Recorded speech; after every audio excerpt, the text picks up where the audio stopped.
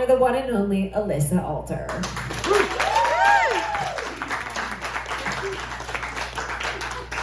Oh my God, another round of applause for Carly.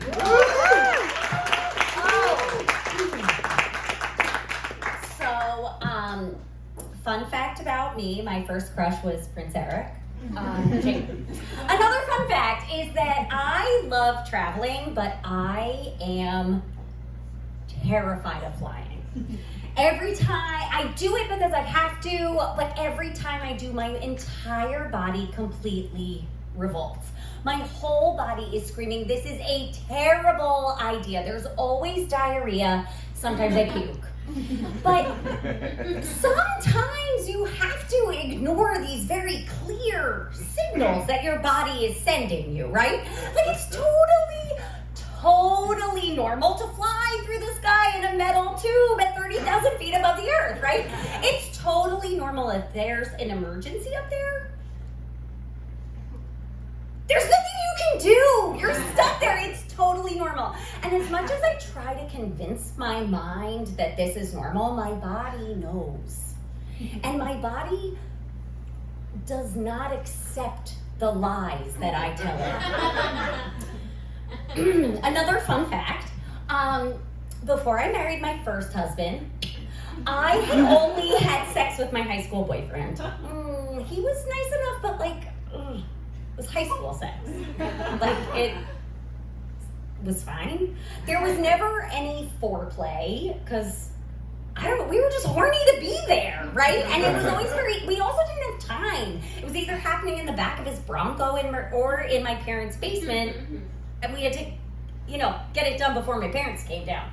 So when I got to college, it really, and when I met my ex-husband, it really wasn't much different. I was horny for college and freedom. When we met, in the first few months, we had sex all the time. We were making out in the middle of parties. We would sneak up into the bathroom and have sex in the bathroom at parties. And even one time, we were asleep on the couch in the middle of a party having sex. But like any long-term relationship, everything fizzled, right? And so it was totally normal that 7.5 years later when we got married that we weren't having sex. Because everybody says that when you get married, you stop having sex. So I'm we're fucking nailing marriage before we're even married, right? I know. So we're married, we're not having sex, it's all good. So I am brushing my teeth, pop in my night guard, get into bed. I'm reaching for my bunion night splints when I feel my ex-husband sort of scooch over to my side of the bed, and I know it's coming. I have a boner. My stomach drops, I can't, I literally can't even. His boner is my responsibility. And at this point, honestly, I've been avoiding sex for so long that I don't even know how long it's been that I'm you know what, all right, I should do this. So I say, okay. And I put my bunion night splints down, pop out my night guard, and I'm all right. And he is really? Really? Like a kid whose mom just told him that he was gonna go to fucking Disney World the next morning. that we're about to get on the plane to meet Mickey Mouse. And I'm you know what? Fucking fine. And so he's pumped. I'm there. He's fumbling with my undercarriage and moaning this is hot. And I'm supposed to do this, so we're doing this. So I grab my vibrator because I'm not an idiot. If we're gonna be here and we're gonna do this, I'm at least gonna get off too. So, you know, he's fumbling, I'm there, and he's like, are you ready? And I'm like, mm-hmm. And so I like finagle my hand between me and him to get my vibrator in place. Because again, if I'm gonna fucking do this, like I'm at least gonna come too, right? So he's pumping away, I'm hanging out. And, okay, so I've never told this story before in general, but this part I've like literally never told anyone. I'm not kidding. That's not like a lie. Okay, so at one point, my ex and I did take a break in college and I dated someone else and it was really good. It was like really good. And so that's what I thought about with my ex-husband.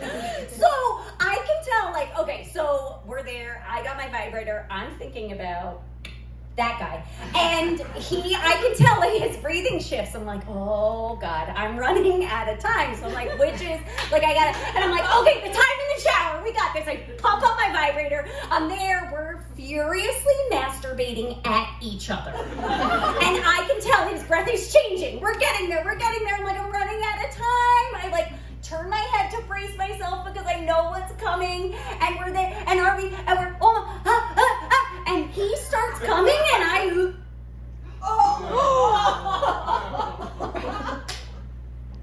I'm gagging. He's coming, and I'm dry heaving, right? Like we're here. I don't know if he thinks I'm fucking coming or what. I have no idea. He's coming off to the side. And there we are. We are in the throat. He is in like the height of passion, and I am literally retching. So you know, he does his thing. He rolls off to the side. He's like, "Oh my God, that was great," and I'm like, "Yeah." As I walk to the bathroom, because I don't have fucking time for a UTI. So I'm in the bathroom. I know I'm not gonna puke, guys. I'm not gonna puke. That's not where this story is going.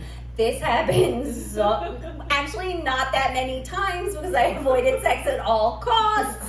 But like it happened every time. So I knew I wasn't gonna puke. I was just gonna dry heave for a little while and then it would be fine. And so I'm in the bathroom, I pee, whatever, I'm washing my hands, and I look in the mirror and like, how did I get here?